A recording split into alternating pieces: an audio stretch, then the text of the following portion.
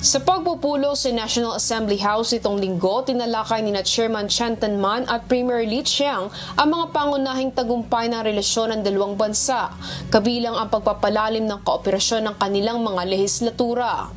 Nagpahayag ng kasunduan si Premier Li Qiang sa mga mungkahi ni Chairman Man tulad ng pagpapabilis ng connectivity na riles at highway, pagpapalawak ng export ng agrikultura at kooperasyon sa digital economy at renewable energy.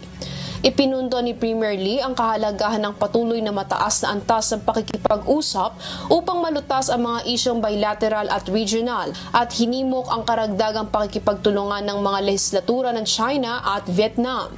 Sa pagtatapos ng pagpupulong, hiniling ni Chairman Man kay Premier Li na iparating ang kanyang imbitasyon kay Zhao Leji, Chairman ng Standing Committee ng National People's Congress ng China, na bumisita sa Vietnam at mag-co-share sa unang pagpupulong ng Vietnam-China Inter-Parliamentary Cooperation Mechanism. Ruth Bahe, humahataw sa balita ngayon.